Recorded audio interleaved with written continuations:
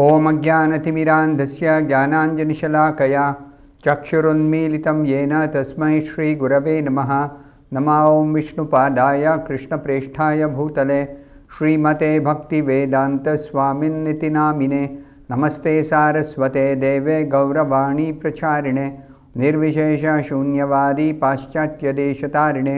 जय श्रीकृष्ण चैतन्य प्रभु नित्यानन्द श्री अद्वैत गदाधर श्रीवासादि गौरभक्तवृंदा। हरे कृष्णा कृष्ण कृष्णा हरे हरे, हरे राम राम राम हरे हरे। ओम नमो भगवते वासुदेवाय। नारायणं नमस्कृत्य नरं चैव नरोत्तमं देवीं सरस्वतीं व्यासं ततो जयं मुदीरयेत्। In this session, we'll be discussing from the 26th verse of the 18th chapter of the first canto of Srimad Bhagavatam. This chapter is actually a prelude for the Srimad Bhagavatam itself, to be spoken by Shukadeva Goswami. Prelude means an introduction. How certain events led to the meeting of Parikshit Maharaj and Shukadeva Goswami, and Parikshit inquired from Shukadeva Goswami, and Shukadeva Goswami replied to Parikshit's questions, spoke the entire Srimad Bhagavatam. That's a wonderful position of the Bhagavatam, the Srimad Bhagavatam. Just like the conversation between Arjuna and Krishna led to the Srimad Bhagavad Gita, the scripture called Bhagavad Gita. Similarly, inquiries by Parikshit Maharaj and the answers by Shukadeva Goswami constitute the entire Srimad Bhagavatam. The 26th verse, Pratiruddhendriya prana manobuddhim uparatam sthanatrayat param praptam brahma bhutam avikriyam. The meaning of this verse is the Muni's sense organs, breath, mind and intelligence were all restrained from material activities, and he was situated in a trance apart from the three: wakefulness, dream and unconsciousness, having achieved a transcendental position qualitatively equal with the Supreme Absolute. So this is a very, very technical description of the state of consciousness of Shamika Rishi. He was externally, he appeared to be just sitting and doing some meditation. That's all. The way King Parikshit saw him in his ashram, in Shamika Muni's ashram, he saw Shamika Rishi sitting in meditation. But what was the real state of consciousness? That is very precisely described in this verse. So, just before I go to the purport, let me just reread the translation with sufficient pause for each of the different portions of this wonderful translation. The Muni's sense organs, Indriya, Pratiruddha Indriya. Pratiruddha means it was restrained. From what? Restrained from what? From material engagement, from material contact, from material activities. It is just like our eyes or ears. Generally, what are they engaged in? In seeing material objects, in hearing different kinds of material sounds. So they are engaged materially. That's a normal condition of any person in this world. But those who are interested in spiritual life, in spiritual experience, they want to stop this material engagement and completely engage spiritually. So, the spiritual engagement is possible provided, first of all, we practice controlling, restraining these senses, and gradually elevate these senses to the spiritual position, spiritual platform. So first of all, the Muni's sense organs were restrained, Pratiruddha Indriya. Then Prana, his breath.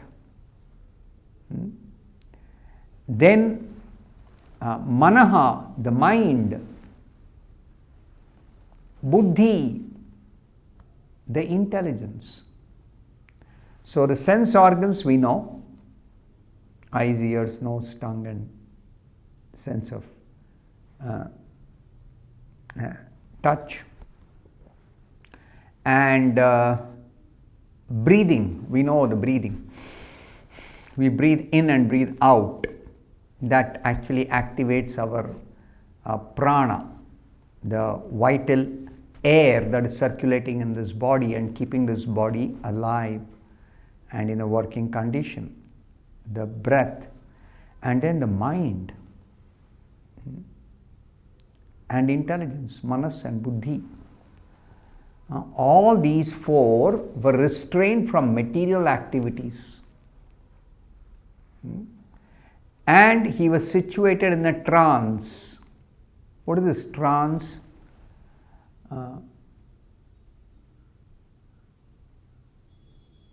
Param Praptam. He was situated in a trance. Param Praptam. No, that's not Param Praptam. Situated in a trance is Sthanatrayat. He was situated in a state apart from the three states of consciousness. Now, in the scriptures it is explained, as spirit soul, we are conscious beings. We have got consciousness or awareness. Just like now I am aware of all my surroundings through my eyes. Through my ears I hear some sounds which are produced outside. I see objects with these eyes. I'm conscious. I'm in a room. I'm speaking to an audience who are hearing me explain the Bhagavatam verse, etc. So this is the state of consciousness called wakeful state. Wakeful state, Jagrata Avastha. Then there is the dream state, Swapna Avastha. When we go to sleep at night, then you are aware, every night we experience this, that we become unaware of our external surroundings. Our external surroundings, we become unaware. We don't know what is happening outside. So that is the state when we go to sleep and we are fast asleep. So then in that sleeping state there are two different states of consciousness. One is called a dream state and the other is called an unconscious state. Dream state is called in Sanskrit Swapna Avastha. Swapna means dream. So in English it is translated by Prabhupada. Swapna Avastha is translated as dream state. So wakeful state, dream state, and a third state which is the other state in the sleeping condition, unconscious state. Sometimes it is called also as a deep sleep state. That means there is no awareness of a dream, but there is no awareness externally also. This dream state is where we enter a subtle world. We means the spirit soul inside this body is experiencing a certain state of awareness. State of awareness. So wakeful state is the state where basically the mind is interacting through the five senses with everything outside. And the dream state is where the external interaction is stopped because we go to sleep. Generally it is with closed eyes. And then not only we have closed our eyes, but we are also lost our touch or awareness of the external world. And basically the five senses. These five senses are the gateway for our interaction with the outside world. Is it not?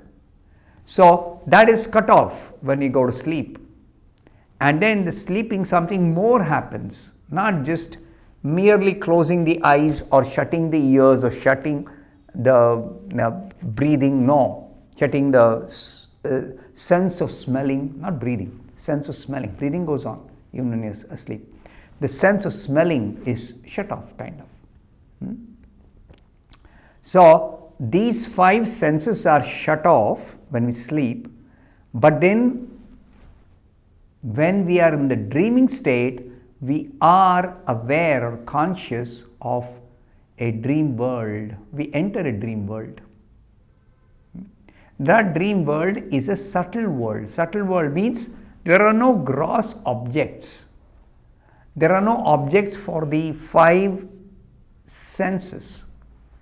It is just the mind which is active, and is through the mind we perceive. Through the mind we perceive a subtle world. And in that subtle world so many things happen. Just like if after waking up from sleep, sometimes we remember while I was sleeping I experienced a dream, or I witnessed a dream, I had a dream. Most people can relate with this. Of course, you should remember, should understand that always we don't remember the dream that we experience when we wake up. We don't always remember. Sometimes we remember.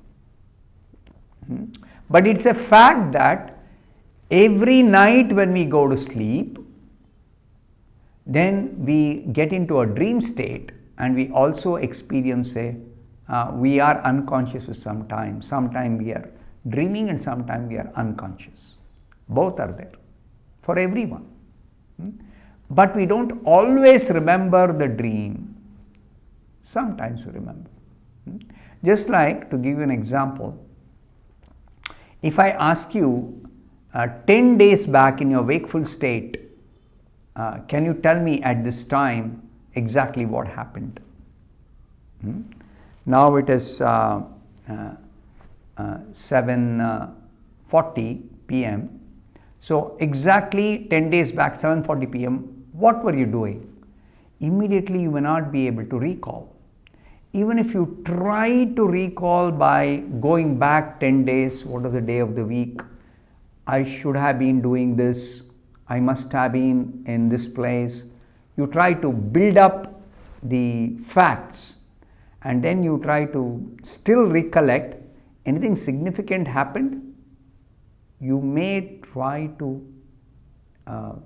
extrapolate or build it up, but you can't exactly remember that this particular thing happened unless it was something very, very, very significant, something very unusual, something very, very different from the normal happenings in our day-to-day life.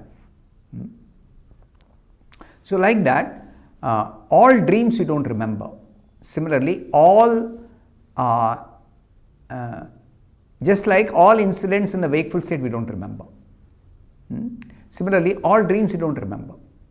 So dreaming is definitely there every time we go to sleep, but all dreams you don't remember. Extraordinary dreams. Supposing one particular night you had a very bad dream or a very good dream. Good and bad in relative terms, of course. Dream is a dream, that's all. Grossly nothing is happening. Neither anything in your external world is getting disturbed. So, but subtle experience is there. That is there in the dream state. So that is dream state. And unconscious state. Unconscious state is the state in which you are not aware of the dream world and you're not aware of the external gross world also. You are unconscious of both these worlds. That is called the unconscious state.